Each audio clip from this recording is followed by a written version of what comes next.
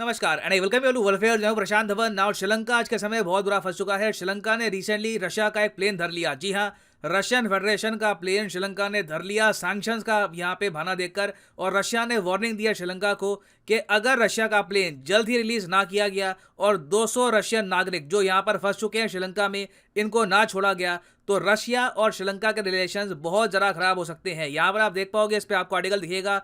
श्रीलंका ने धर लिया है रशिया का प्लेन और साथ में 200 लोग यहाँ पे ऑन बोर्ड थे और रशिया ने इसके ऊपर स्ट्रॉन्ग प्रोटेस्ट किया है। जो अभी आपको ऑफिशियल लैंग्वेज है वो दिखाऊंगा। वहां पे रशिया ने ये कहा है रिलेशंस टूट सकते हैं हमारे आपके साथ, क्योंकि जो आपने यहाँ पर किया है इससे ऑल टुगेदर श्रीलंका एक स्टांस ले रहा है जहां पर श्रीलंका ये कह रहा है कि हम पश्चिमी कंट्रीज के साथ हैं, हम रशिया के अगेंस्ट खड़े हैं। आज के समय ऑलरेडी हम देख रहे हैं कि रशिया की जो सबसे बड़ी इंटरनेशनल फ्लाइट कैरियर है एरोफ्लोट, इसने सस्पेंड कर दी है कमर्शियल फ्लाइट्स टू श्रीलंका। और इन द फ्यूचर कोई बड़ी बात नहीं है कि रशिया बड़े स्टेप्स उठा सकता है श्रीलंका को डैमेज करने के लिए। डिस्कस करेंगे यहाँ पर पूरा टॉपिक है क्या, मगर आगे बढ़ने से पहले आपसे क्वेश्चन पूछूंगा।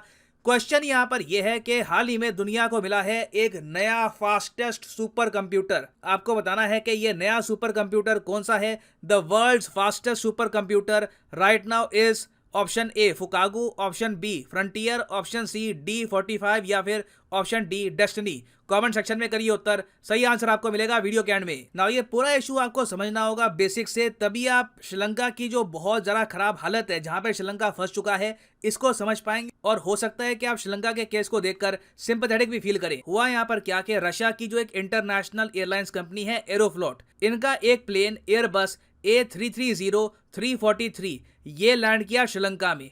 अब श्रीलंका में लैंड करने के बाद इस प्लेन को निकलना था रशिया की तरफ, मगर जैसे ही ये प्लेन टेक ऑफ कर पाता श्रीलंका की अथॉरिटीज ने प्लेन को धर लिया। कहा कि ये प्लेन टेक ऑफ नहीं कर सकता, ये प्लेन रशिया नहीं जाएगा। अब जब रशियन पायलट्स ने, रशियन सरकार ने, सब लोगों ने पूछा कि श्रीलंका ये क्यों कर रहा है, तो श्रीलंका ने यहाँ पर यह कहा कि ये प्लेन रशिया को बिलोंग करता ही नहीं है। ये प्लेन बिलोंग करता है आयरलैंड की एक कंपनी को और इस कंपनी ने ये प्लेन लीज पर दिया था रशिया को और रशिया गलत तरीके से ये प्लेन फ्लाई नहीं कर सकता। अब इसके ऊपर रशिया ने डिस्प्यूट किया है कि श्रीलंका यहाँ पर गलत कह रहा है, ये प्लेन बिल्कुल रशियन गवर्नमेंट को बिलोंग करता है, ये हमारा प्लेन है और श्रीलंका को ये प्लेन छोड़ना पड़ेगा।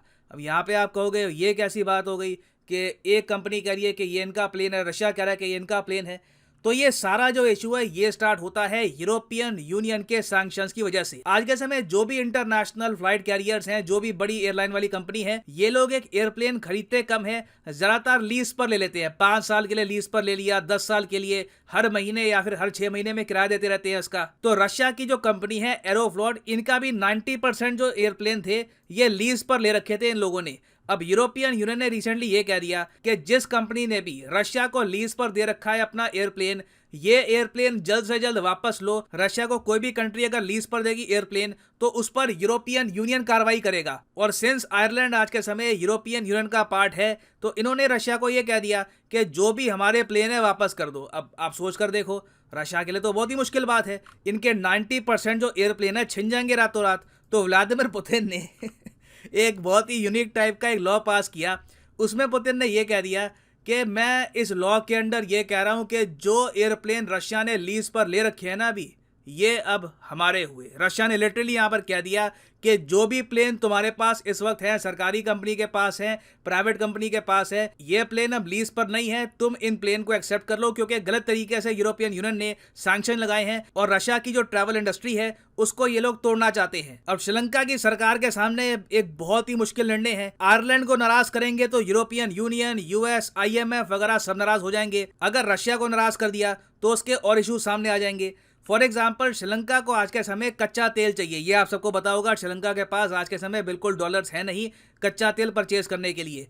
रशिया एक अकेला देश है दुनिया में जो बार्टर सिस्टम के अंडर भी काफी बार ऑयल बेचने को तैयार हो जाता है कुछ कंट्रीज को, क्योंकि रशिया को भी दिक्कत आ रही है डॉलर्स को एक्सेप्ट करने में। तो श्रीलंका के लिए रशिया एक परफेक्ट पार्टनर है। डिस्काउंटेड रेट पर ये लोग ऑयल ऑफर कर सकते हैं। श्रीलंका के इंडिया के साथ काफी अच्छे रिलेशंस हैं। श्रीलंका ऑलरेडी इंडिया से बात कर रहा है कि इंडिया के थ्रू श्रीलंका भी कुछ ऑयल इंपोर्ट कर लेगा, रशियन ऑयल, जो बहुत कम दामों में इनको मिल जाएगा। तेल मिलना तो दूर की बात है, यहाँ पर रशिया ने यह कह दिया कि हम आपके खिलाफ एक्शन लेंगे अगर हमारा प्लेन आपने नहीं छोड़ा।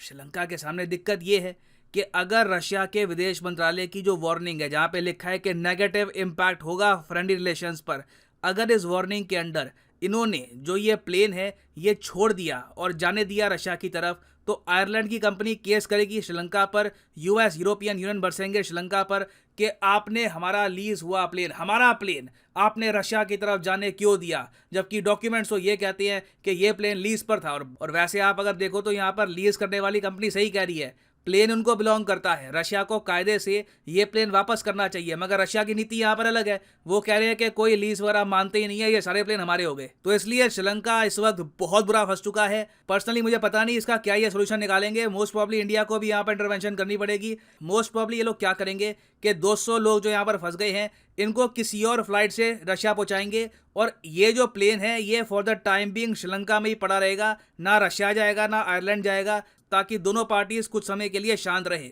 और इस सब से आप समझ पाएंगे कि रशिया यूक्रेन कॉन्फ्लिक्ट का इम्पैक्ट दुनिया में कैसे हो रहा है, कैसे छोटे छोटे देश जिनका कोई वास्ता है नहीं यूक्रेन रशिया से, वो भी यहाँ पर फंस चुके हैं। ना वापस आते हैं एमसीक्यू की तरफ कि रिसेंटली दुनिया को नया सुपर कंप्यूटर मिला है, fastest super computer in the world. तो ये सुपर कंप्यूटर कौन सा है? तो सही उत्तर इसका हो गया option B, frontier, USA made frontier. इसने जापान के फुगाकू को हरा दिया है और अब ये बन चुका है वर्ल्ड फास्टेस्ट सुपर कंप्यूटर। याद रखिएगा फ्रंटियर। और जिस तरीके से इसने बीट किया जापान के सुपर कंप्यूटर को, लग रहा है कि फ्रंटियर बहुत ही लंबे समय तक दुनिया का फास्टेस्ट सुपर कंप्यूटर रहने वाला है। एंड फाइनली यहाँ पर मैं ये भी ऐड कर दूं कि आप अगर किसी भी एग्जाम की तैयारी कर रहे हैं, चाहे IIT, JEE, NEET, bank, SSC, UPSC, आप परचेज कर सकते हैं अनअकैडमी के क्वालिटी कोर्सेज। सिंपली जाओ कमेंट सेक्शन में, यहाँ पे आपको मिलेगा link. For example let's say आप प्रिपेयर कर रहे हैं फॉर यूपीएससी, क्लिक करिए यूपीएससी पर और यहाँ पे आप परचेज कर पाएंगे अनअकैडमी का यूनिक कोर्स, जिसमें आपको हैवी सेविंग होती है अगर आप यूज करते हैं प्रोमो कोड PD10। मान लीजिए अगर आपके पास अभी